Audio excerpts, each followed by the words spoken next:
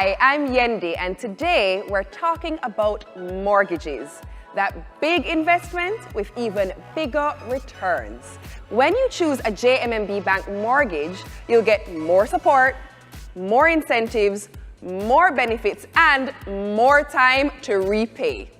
Your JMMB mortgage expert will answer all of your questions and guide you through every step along the journey towards home ownership. You're not alone. Click on the link to learn more and discover why at JMMB Bank we're giving you more than just a mortgage. The Joan Duncan School of Entrepreneurship, Ethics and Leadership, UTEC Jamaica, #1 for innovation and entrepreneurship. After 10 years of service, we create the entrepreneurial mindset, enabling all our students to have a registered innovative business before they graduate. Enjoy the benefits of ease and convenience of our virtual 24/7 space at our Technology Innovation Center. Apply now and reap the rewards.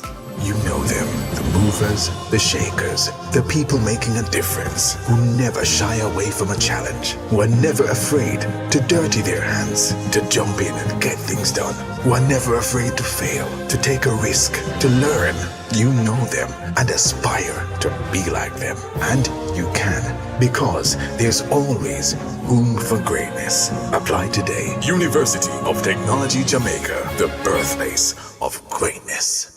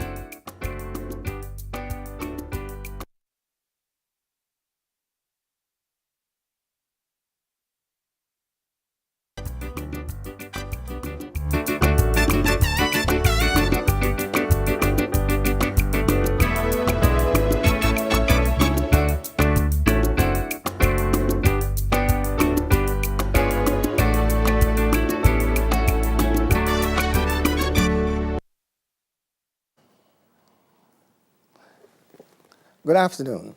Welcome to the 9th Annual Joan Duncan Memorial Lecture. I'm Prince Graham Haynes, your moderator. The Joan Duncan Memorial Lecture is held each year as a tribute to the transformational leader, the late Joan Duncan. The Joan Duncan School of Entrepreneurship, Ethics and Leadership at the University of Technology, Jamaica, which was named in her honor, partners with the JMMB Joan Duncan Foundation to bring you this lecture. The lectures focus on entrepreneurship, leadership, and ethics, and have been very interesting and meaningful conversations over the years. Our topic for the conversation today is, I saw the thing set, the urgent need to bring back social and ethical conversation to our priorities. I welcome Mrs. Donna Duncan Scott from JMMB, and she is the Chief Culture and Human Resource Development Officer, and our acting president of the university, Professor Colin Giles. Welcome, gentlemen. Thank you. And lady. Thank you. So, Professor Giles, we go over to you. Could you just tell us what about the relationship that was forged between UTEC and JMMB? How is that relationship going? First of all, I want to thank you, Mr. Graham Haynes and Mrs. Duncan Scott, for being on this program with me, and I'd like to acknowledge our viewing audience and thank them for joining us. Indeed, the Joan Duncan Foundation has partnered with the University of Technology, Jamaica, over many years, starting with the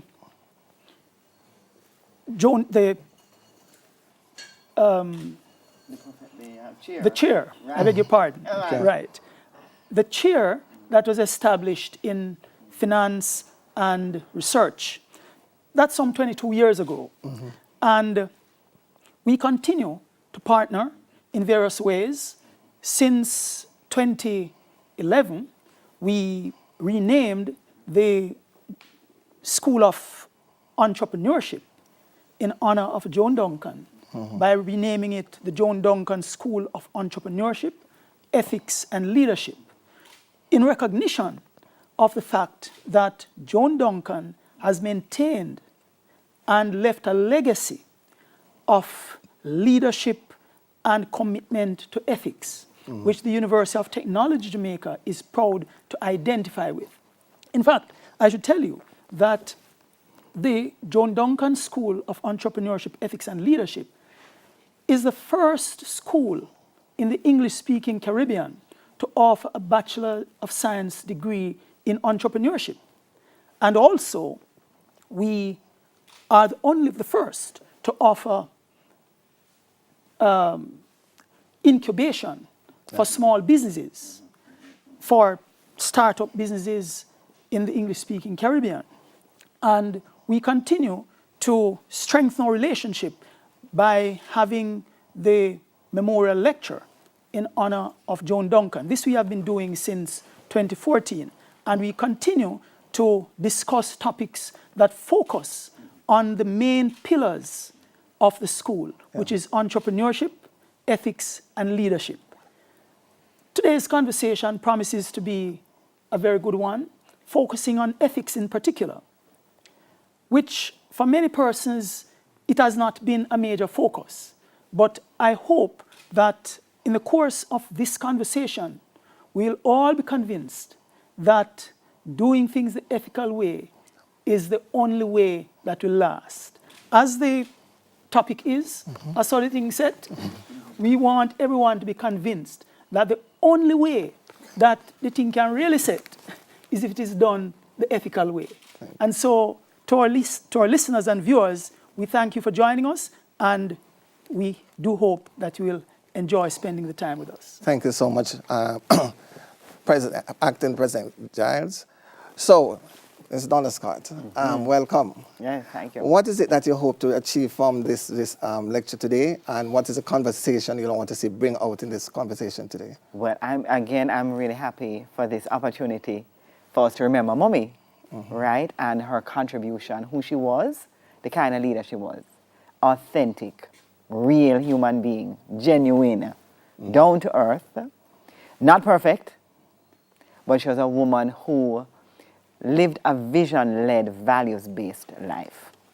You know, and she grew, she made a couple of mistakes, but she grew spiritually throughout her life. I want to read her mission statement. This is Mommy's mission statement. I mean, like when she reached a good age now, understand herself, right?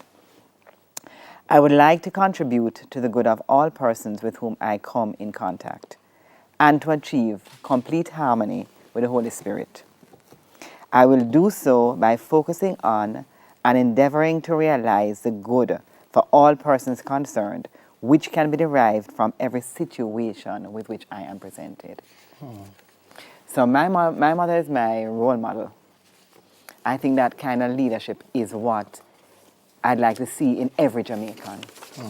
Because I remember, leadership is not a position. Leadership is a choice, right? And she's an ordinary Jamaican. She was a dressmaker.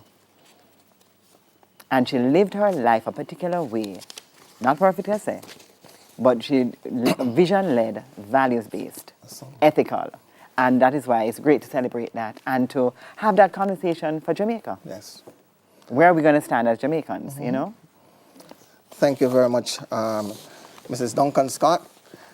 Let us now take a look at the life and work of the trailblazer, the innovator herself, Joan Duncan.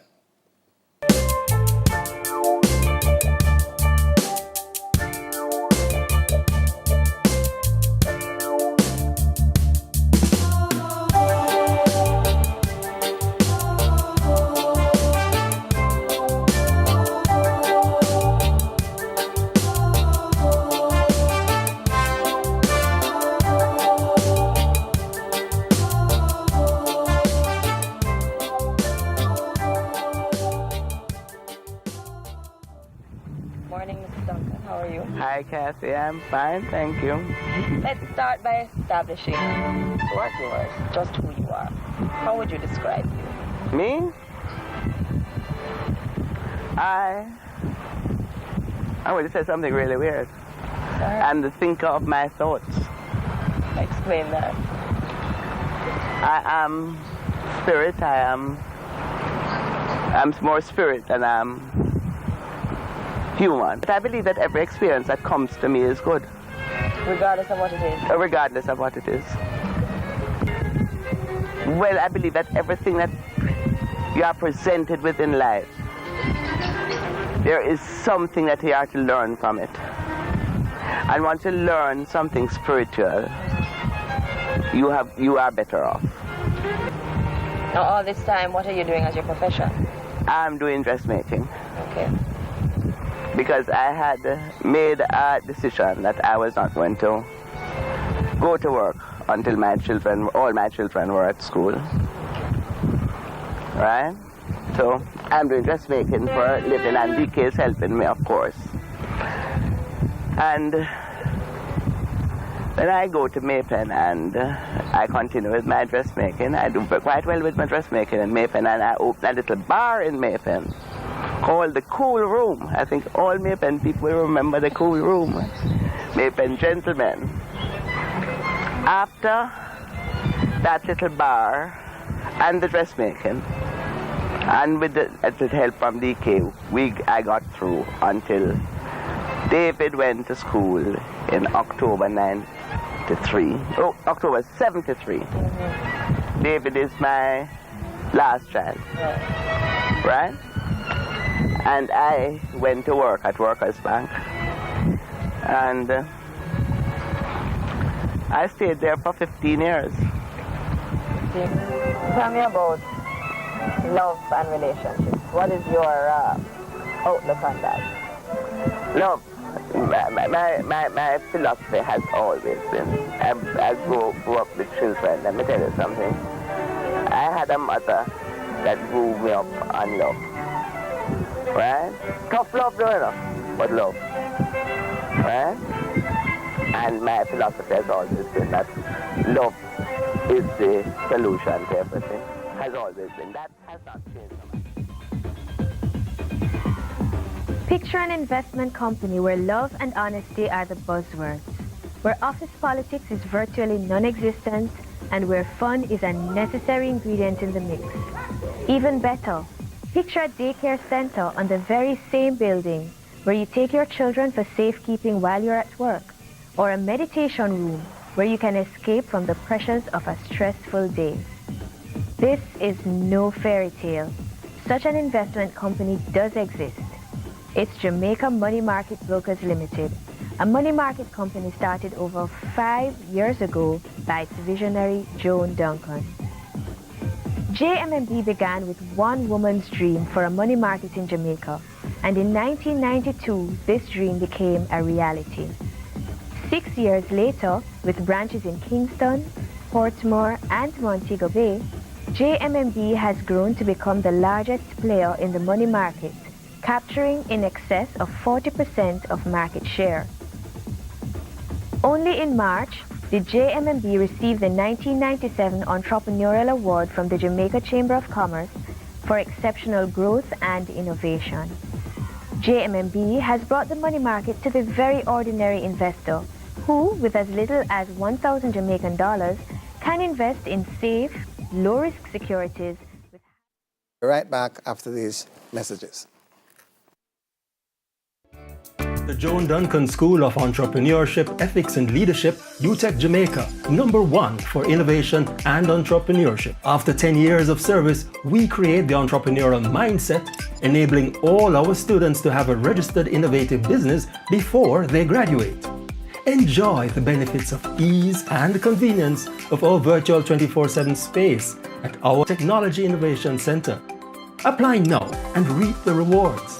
You know them, the movers, the shakers, the people making a difference, who never shy away from a challenge, who are never afraid to dirty their hands, to jump in and get things done, who are never afraid to fail, to take a risk, to learn, You know them and aspire to be like them. And you can, because there's always room for greatness. Apply today. University of Technology Jamaica, the birthplace of greatness.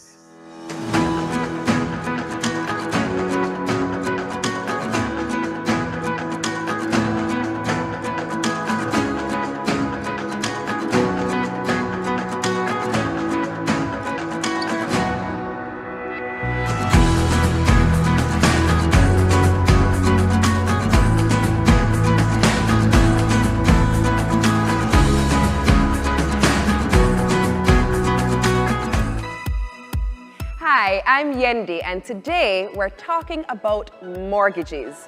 That big investment with even bigger returns. When you choose a JMMB Bank mortgage, you'll get more support, more incentives, more benefits, and more time to repay. Your JMMB mortgage expert will answer all of your questions and guide you through every step along the journey towards home ownership.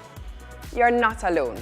Click on the link to learn more and discover why at JMMB Bank we're giving you more than just a mortgage. The Joan Duncan School of Entrepreneurship, Ethics and Leadership, UTech Jamaica, #1 for innovation and entrepreneurship. After 10 years of service, we create the entrepreneurial mindset, enabling all our students to have a registered innovative business before they graduate. Enjoy the benefits of ease and convenience of our virtual 24/7 space at our Technology Innovation Center. Apply now and reap the rewards. You know them, the movers, the shakers, the people making a difference, who never shy away from a challenge, who are never afraid to dirty their hands, to jump in and get things done, who are never afraid to fail, to take a risk, to learn. You know them and aspire to be like them. And you can, because there's always room for greatness. Apply today. University of Technology Jamaica, the birthplace of greatness.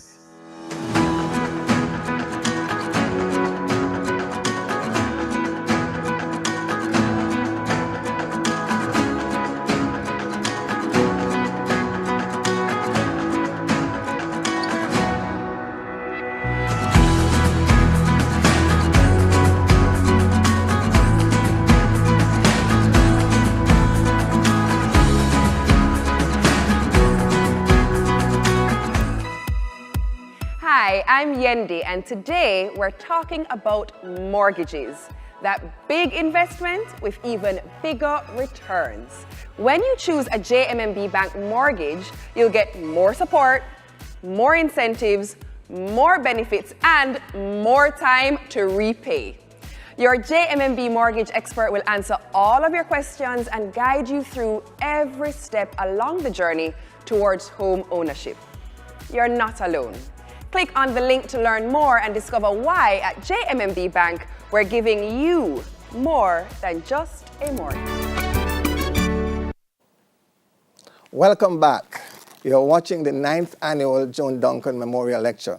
The theme for this year is A Soddy Thing Set, the urgent need to bring back moral and social ethics to our public and private priorities.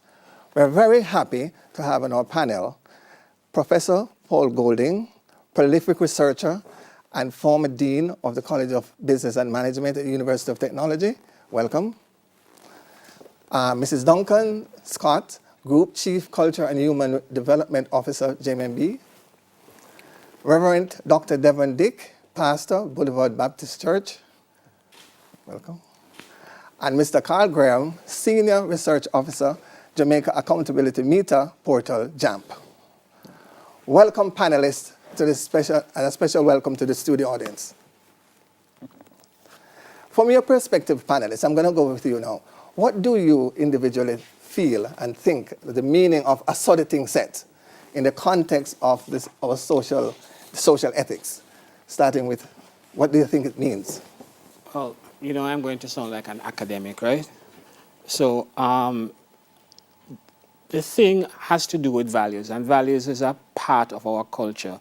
It's more like the tacit or the non-material part of our culture, which basically says that, listen, this is who we are as a people, separate and apart from any other person there is in the world. And those values range, runs the gamut. Okay. But that's basically what it is. What do we live by? What do we believe in? What is important to us? What will we die for? Kind of a thing. Okay. Yes. Mr. Duncan, what was it? So a sort of thing set is a serious mindset that we have in Jamaica. I think it's a very prevalent mindset. And what I'd love us to get from this conversation today is the impact of that mindset. So it's a way of thinking that, like the whole way agrees, a sort of thing set. And therefore, you know, quickly, there's a book we call The 3 Laws of Performance. And the first law says, your performance correlates to how the world occurs to you. You understand? So if we think a sort of thing set, a sort of thing set. There is no possibility, you know, nothing coming out. We can't move from there. We're stuck right there. If a sort of thing set, a sort of thing set. Because that's how we think. Because thinking leads to being, leads to doing, leads to having.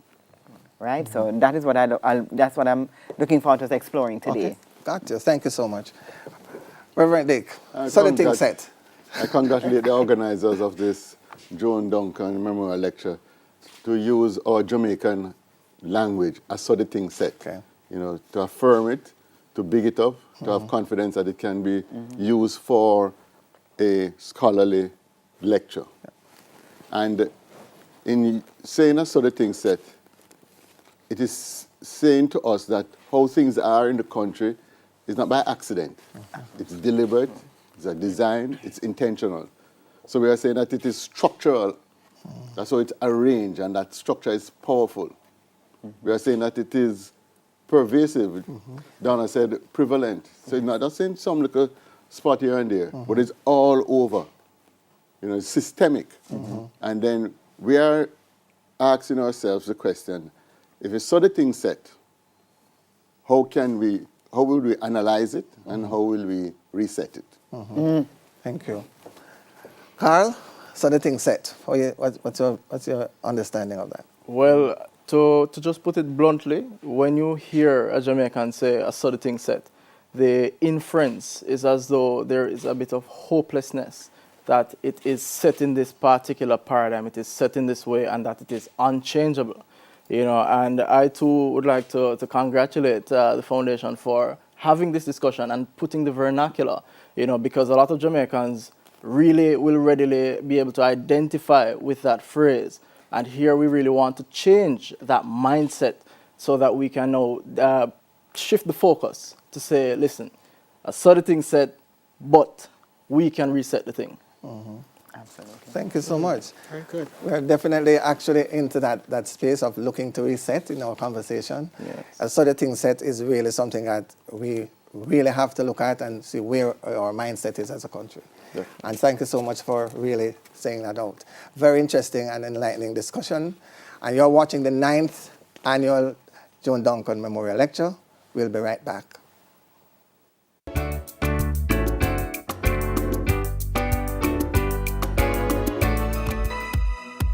Hi, I'm Yendi, and today we're talking about mortgages. That big investment with even bigger returns. When you choose a JMMB Bank mortgage, you'll get more support, more incentives, more benefits, and more time to repay. Your JMMB mortgage expert will answer all of your questions and guide you through every step along the journey towards home ownership. You're not alone. Click on the link to learn more and discover why at JMMB Bank we're giving you more than just a mortgage. The Joan Duncan School of Entrepreneurship, Ethics and Leadership, UTech Jamaica, #1 for innovation and entrepreneurship. After 10 years of service, we create the entrepreneurial mindset, enabling all our students to have a registered innovative business before they graduate. Enjoy the benefits of ease and convenience of our virtual 24/7 space at our Technology Innovation Center. Apply now and reap the rewards. You know them, the movers, the shakers, the people making a difference, who never shy away from a challenge, who are never afraid to dirty their hands, to jump in and get things done, who are never afraid to fail, to take a risk, to learn.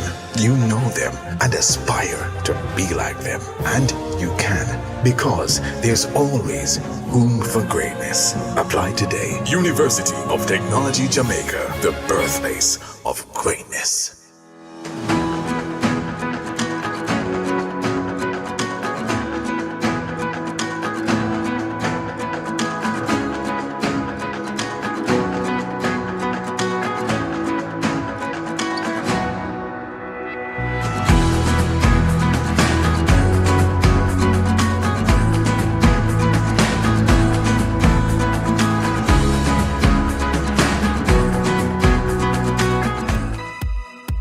Hi, I'm Yendi, and today we're talking about mortgages. That big investment with even bigger returns. When you choose a JMMB Bank mortgage, you'll get more support, more incentives, more benefits, and more time to repay. Your JMMB mortgage expert will answer all of your questions and guide you through every step along the journey towards home ownership. You're not alone. Click on the link to learn more and discover why at JMMB Bank we're giving you more than just a mortgage. The Joan Duncan School of Entrepreneurship, Ethics and Leadership, UTech Jamaica, #1 for innovation and entrepreneurship. After 10 years of service, we create the entrepreneurial mindset, enabling all our students to have a registered innovative business before they graduate. Enjoy the benefits of ease and convenience of our virtual 24/7 space at our Technology Innovation Center. Apply now and reap the rewards.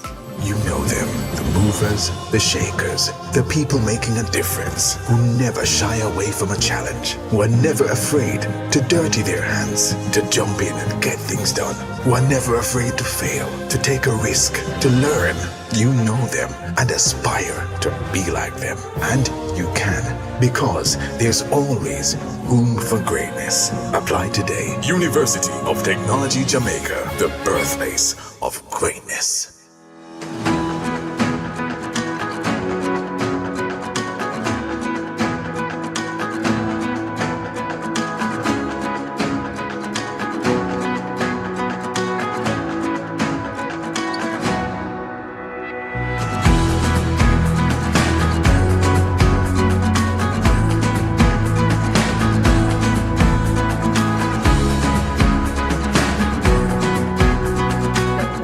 Of Entrepreneurship, Ethics and Leadership at the University of Technology to present the 2022 Joan Duncan Memorial Lecture. Around the topic, a study thing set.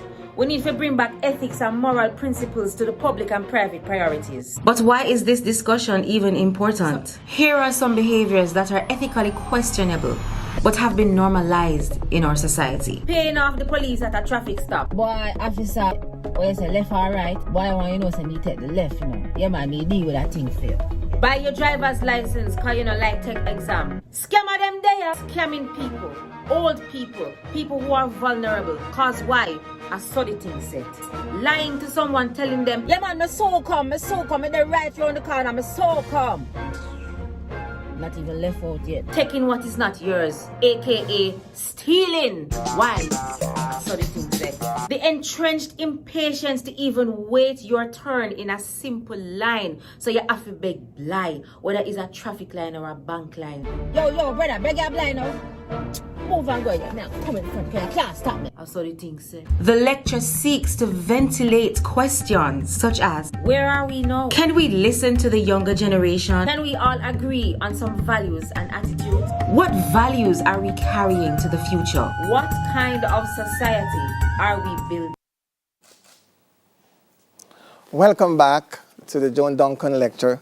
Today we are talking about the urgent need to bring back moral and ethical values to the public priorities.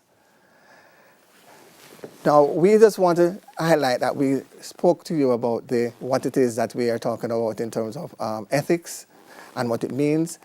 So we want to find out from Professor Golding, who you have done a real thorough research recently on social ethics in Jamaica. What are some of your key findings that you have that you want to share with us as we set the context for our discussion? I want to mention two things, especially in light of the theme of the thing said. 80% of Jamaicans polled believe that corruption are how the thing said.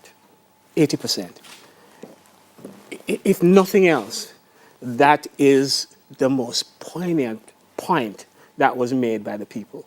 And usually when I do my research, I like to go in the field and do some of the interviews just to get an understanding as to how people feel.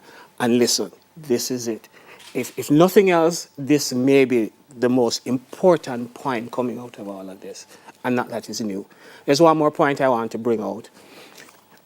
We looked at about 19 different values, and when we were trying to predict what factor is consistent throughout these values, there are two things that came out. One, persons who pray more than once per day, and two, people who go to church at least once per week. Those were the persons who undergirded the values that we consider important. Mm-hmm. Some of them we may have problems with because we looked at a whole set of things. We looked at abortion, prostitution, theft, scamming. We looked at a whole range of things. Sex before marriage, I said abortion before. So those are 2 points that there are some other points, but those are 2 critical points that I'd like to share. Okay, thank you so much. Mrs. Duncan Scott, how does the mindset, so the thing set, impact the results we are getting in our country today? How does that impact the results? Exactly. So following on 80%, as you say, it's nothing new because I saw the thing set. So we believe that, like the buying of the driver's license, I recently had a situation and learned that how prevalent it is, the buying of a driver's license. So can you imagine young people choosing to buy them license because they'll avoid doing the exam, or even if they just pretend to do the exam. But the reason why they have to do it is because the examiner is going to fail them for every little thing. So they now feel like they don't have no choice. I better they must buy the license. You see what I'm saying? So what I want to bring out here is that the study thing set is not like, it's not mad people. We're not mad people. We're not mad people. It's like, okay, if the examiner is going to fail me for any little thing, I might as well buy the license. You see the rationale right there? So therefore, the study thing set now is when we have to, what I want to bring out is that it's not about making people wrong. It's the same first law there. If the thing occurs a certain way, then you are going to make a rational decision consistent with that. You understand? So I want us to bring out that it's not to me, it's not like right or wrong. I mean, it's not to make them wrong or anybody wrong. What we have to do is now really start having the conversation and being real about the thing. So I had to talk to my daughter and say, we're not buying a license. If you have to do the exam 3 times, you have to do the exam 3 times. And we're not doing that. You follow what I'm saying? But when I heard argument about, but hold on, mommy, if they're going to fail for everything, you understand what I'm saying? So it's not about making anybody wrong or anything like that. It's having the real conversations now in our country to bring out these things. So that's why it's a great conversation to start. But we really have to have it because it's not like, it's just think about it for anybody. If the world occurs a particular way, your performance is going to correlate with that. Yeah, definitely. Thank you for that. Reverend Dick, in the early 1990s, the Prime Minister P.J. Patterson launched the Values and Attitudes Program. This was to promote the attitudinal change in our society. Why didn't it work? What was missing then, the presence of which, if we have now, would make a difference? What do you think was the issue there? Very good question there, Prince. perhaps the wrong person to answer why it didn't work. But for Values and Attitudes campaign to work best, it has to have a wide buy-in. Okay. It was seen as a PMP government thing. So whenever you're bringing in a values campaign, it's best to have a wide cross-section, everybody on the table, and to agree that these are the values, this is the moral vision that we have, these are the things that are just and responsible and sustainable and wholesome, and it has to get even greater prominence from the entire society, private sector, civil society, church, political parties, professional groups. You have to. It's a difficult process to it, not a quick fix. So it's like you're putting in a Zozo.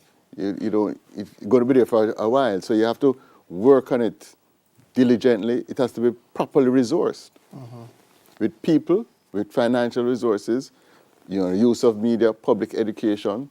So if we are going to go that route of getting back to our values and attitude, then we will have to do those things. Okay. Thank you, Reverend. Carl, we could add to that. Yes, because this, to the kind of conversations, I remember as a part of that early part, the values and attitude, and it was at that time we're thinking it's about promotion, and I remember that kind of. But what since then, now what I realize is that unless we have some genuine conversation, because remember, if you think so, even if you can promote the values when the people say, but all I'm hearing is that, so you can say what you want, so I know how the thing said. You know what the thing said? You follow what I'm saying? So it's really a real genuine conversation to let us explore this thing about as what the thing said. Is it a fact or is it an interpretation? You follow what I'm saying? So mindset change requires some serious conversations. Really sit down. So you're right, there's a lot of investment in that. Really sit down and let's talk out the thing. Talk it out. And what is it that really is going to work for us as a country? What kind of country we want to create? Is this sort of things that will work for you? Okay. Yeah, definitely. Carl, you're with the management of public funds at your accountability. Do you think the mindset in the public sector in terms of financial management is an issue? And is that sort of things that people just do their thing? How do you actually work through that as you manage the public funds in your business for accountability? Well, at JAMP, the focus or mission is really to look at accountability in public financial management. And as you say, to look at how the government and how public bodies spend taxpayer money. Because what taxpayers really want is value for money. So when we have this perennial issue in Jamaica of the 9-day wonder, you have a scandal pop up, it's in the media for a while, and then nothing happens. What we found in the research at JAMP is that the Auditor General has done an astronomical job in terms of identifying the areas where there are problems in the public sector. But the issue is that, of course, the mindset, it is pervasive, as sort of thing said, and that there is nothing that can be done to change it. But at JAMP, we are committed and we want to engage citizens to say, listen, we can do it together. We are committed to have the discussion and to change it, to change the mindset from simply saying nothing can be done. How we look at things is that as citizens, we have a particular power. Politicians solicit our votes. And so we are the persons that put them in power. We are the ones that employ the government. Across the private sector, no entity, no business can operate sustainably if it continues to lose money to the tune of billions of dollars per year. Cannot be sustainable. So then why do we as citizens have to sit back and simply say a sort of thing set when it really burns our pockets?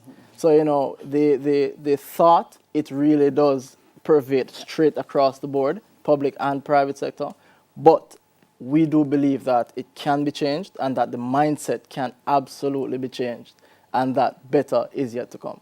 We need to have sanctions when there is misconduct. But what we're finding is that nothing happens For example, I think there was a government agency within tourism. Persons who are, the job requires a master's degree. You don't even have enough subjects, and you get the job, and nothing happens. And there's the same thing happen at JUTC and the other places, and nothing happens. What they said is they're going to do, we're going to make them register into a university. Yeah. Suppose the university don't accept them, or they don't get the first degree, or the second degree, nothing happens. And all they had to do, if they wanted, was to change the rules and say that persons can get the job if you have 5 CXCs plus experience. But you can't be having that the job requires a master's degree. You're still giving the person the job, and then you find some excuse and no sanction. You have to change that. I just want to add something here, Prince, with the research.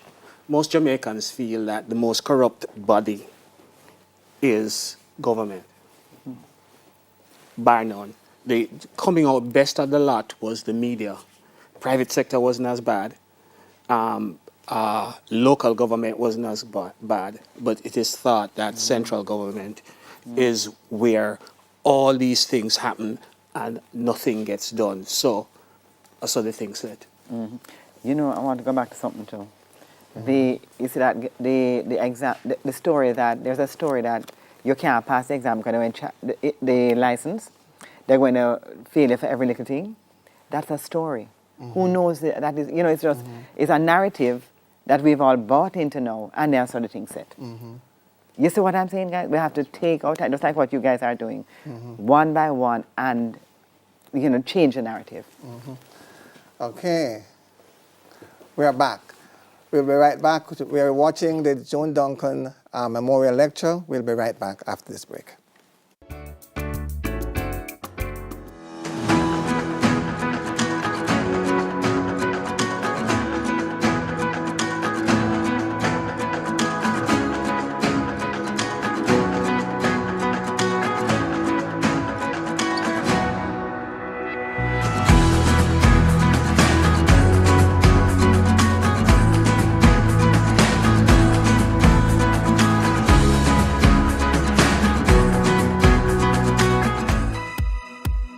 Hi, I'm Yendi, and today we're talking about mortgages. That big investment with even bigger returns. When you choose a JMMB Bank mortgage, you'll get more support, more incentives, more benefits, and more time to repay.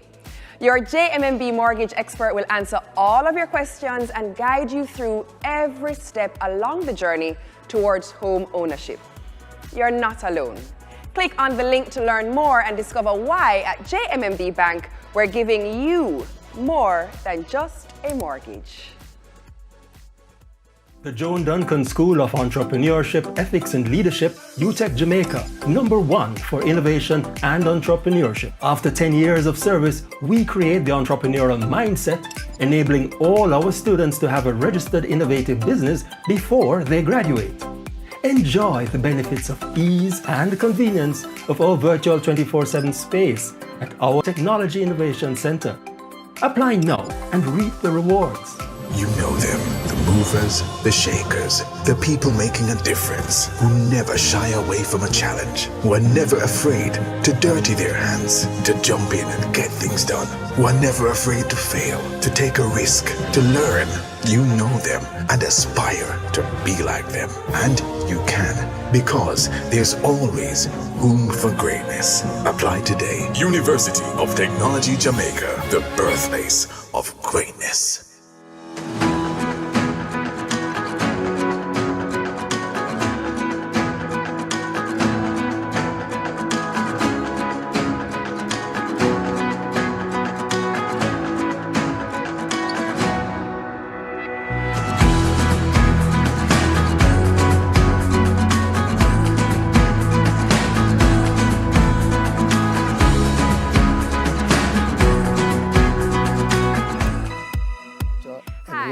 Development Officer, JMMB, Professor Paul Golding, prolific researcher and former Dean of the College of Business and Management at the University of Technology, Mr. Carl Graham, Senior Research Officer, Jamaica Accountability Portal, and Reverend Dr. Devon Dick, pastor of the Boulevard Baptist Church.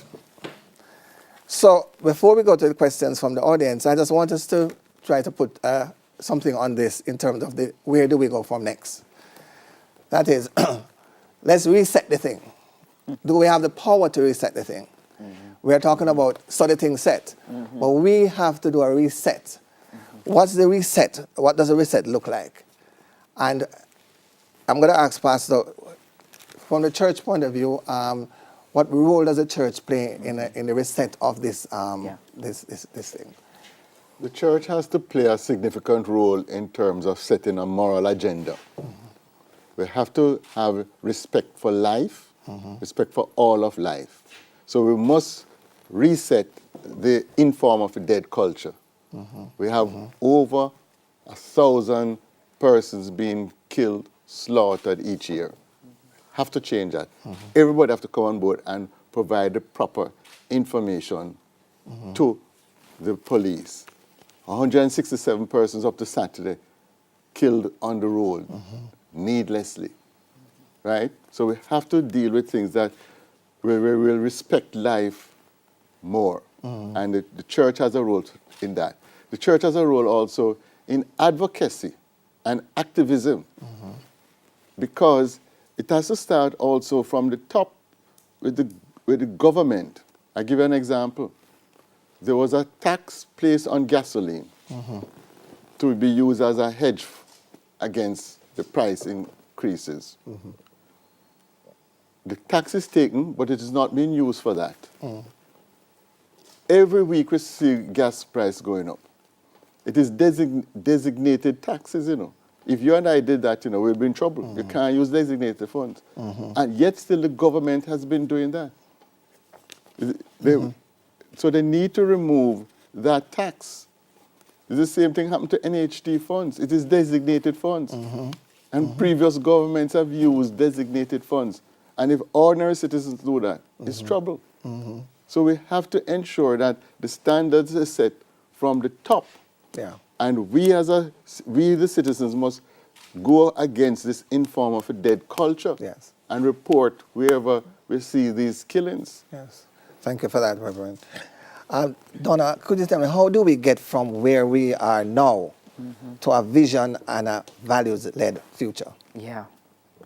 So as the Reverend was saying, it's it has to be wide engagement, wide and real talk, some real talk in our country. I don't think anybody like how, if we continue on this sort of thing set, it's going to be more of the same. I mean, we don't like what we're having right now. The results are not, we don't like the results. So in order for us it's going to be a conversation at an individual level, in the family level, community level, national conversation. So this is, we just want to just kind of like tease it a little bit and say, so we have to have this conversation. Let me tell you one quick story. I am coming down Irish Town Hill and the same daughter is driving, right, learn a driving thing. And so we're coming down on a steep road and we say, drive here. So I am going to drive here, right? And so we move around and so I get out of the car so she can come out of the driver's seat, so I'll go in there. Some men are at a bar playing domino. And the men said to me, make her drive down the road. She have to be brave. You understand what I'm saying? And I said to them, this is my Jamaica. This is my Jamaica. This is why I love Jamaica. And the man said to me, it's heart, at the heart. At the heart. One of the men them said, it's from the heart. You see what I'm saying? We have something, Jamaicans have something, how we connect with people. So we and each other, we owe it to ourselves. Look at what we produce in the world. We owe it to ourselves to do the work, to reset the thing. Yes, gotcha. All right. Professor Golden, let me ask you, has the increase in technology desensitized us as we relate to each other? And as we seek to reset the thing, can we use technology in that sphere? I think technology has made some changes, because what has happened is that social media, for instance, has kind of changed the dynamics as to what is acceptable and what is not acceptable. But I want to pivot because I really think that at the heart of the change in Jamaica has to do with our politics. I think that what happened to our students, for instance, there's this fatalistic view that, listen, so the thing's set and there's nothing that is going to change. I'm not going to be able to do or achieve anything unless I have links. If I don't have any links, I might as well go overseas and try and live the dream there. There's no Jamaican dream, Yes. right? There's no Jamaican dream. We have had very little economic development over the years, and it seems as if what is happening between the two political parties is that they are trying to get as much as possible out of the system while they're in the system. There is not that leadership. I'd like to see, for instance, some kind of fiduciary relationship between we, the public, and the politicians, so that if they do something wrong, we sue them, right? There needs to be something like that. At the early stage, something which is not a big deal to do, I really think, for instance, that it's later on this year when there is their conference, what they need to do is to ensure that their supporters, for instance, observe traffic laws, sit down on the bus that they're in. They can make up all kind of noise inside there, but we can start from there. I remember the days, in which we used to go champs and we used to war, right? Casey and Calabar and whomever. But that was in the 80s, and it was part of the political discourse. That changed, and you may notice that also what has changed is how champs operate now. You will also notice something about Jamaicans. We excel in areas in which merit alone works, right? So if you want to run 9.58, you can run 9.58 and you don't need to sleep with nobody, right? You don't need to vote for nobody. You just go and do your thing. More of what we do must go back towards merit. And what will happen to a lot of our young people is that they will be more likely to stay here and say, well, okay, this is something I can build and there is something I can get from it. As opposed to the way it is now, in which there is a lot of cynicism, as so the thing said. Gotcha. It's now going to change. Anyway. Thank you so much. I'm going to turn now to the student in the audience. Will you stand and introduce yourself and ask a question to the panel? Good afternoon, everyone. My name is Tavoy Barrett. I'm the president of the UTech Students Union. And I think Professor just touched on a little bit of my question just now, that as it relates to technology and how that can be used to reset the thing. But more specifically, I'm going to ask my question centered around more future and how can we use technology and in particular social media to promote and to spread the change or the approach, the new approach, once the thing is reset. How can we use social media to really push that? Thanks for that question. I think social media can be used to push it, but we also need to understand that social media have embedded in it its own culture, in which it sets its own culture. And with all this metaverse and what have you, that is going to be even more so. But I think that we can use, even when we see with Julie Mango, that what we have done with that is to use that to say, well, boy, listen, we need to change how the thing's set. So that can be done. But we have to be very, very deliberate about it, because if not, the culture that is embedded in the technology is going to take us where it wants to take us. Thank you. Any other question? Could you introduce yourself? Go ahead. Okay, good afternoon, panelists. My name is Damian McLean, and I am the chairman of the board of directors of the Jamaica Society for the Blind. Welcome. My question really speaks to the whole 9-day wonder issue, because I think one of the easier fix and the quicker fix around this whole the thing set is, how do we keep things on the agenda so that they are attended to? I think we're at a point now where people in public spaces, in leadership, they know the 9-day wonder phenomena. and they're prepared to take that risk and get away with stuff. So one of the best fixes is to attack it from there. But how do we really go about doing it, especially as civil society? Okay, Carl. And that is an excellent question. JAMP has fought hard to make sure that what we have on our website, we are tracking the breaches that have been highlighted by the Auditor General. And what we want to do is we want citizens to engage, because JAMP can't do it by themselves. Carl Graham can't do it by himself. Prince can't do it by himself. We need all citizens to come together and to uphold the moral and the ethical fabric that we want to see prevailing from the government. Now, on JAMP's website, you can always write in to follow up on the issue, or to write to your member of parliament, to write to the permanent secretary. But we definitely need that kind of engagement from civil society and from the government, from the media, and as a whole, from the citizens of Jamaica. Thank you, Carl. So in closing, we want to invite you to continue this conversation at home as we seek to really change and to transform. We have to transform our country. We have to, as we celebrate our 60th anniversary, we need to change the way we think. We have to get into the conversation for that. So here's what we are proposing. We want to reset the thing. So hashtag reset the thing.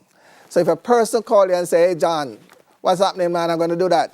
So the thing set. Say, no, man, reset the thing. So let's reset the thing as we leave this conversation today, because we think that we are better than that, right? We are better than that. So as I just want to ask if there's anybody else who wants to have anything to say before I thank you for rolling out this. Donna, any? I am thinking on the Jamaican dream. What is your dream?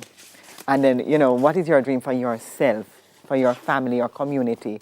And let us take it from there. If certain things that no help is going to give you a particular result, think of reset. See why you want to reset.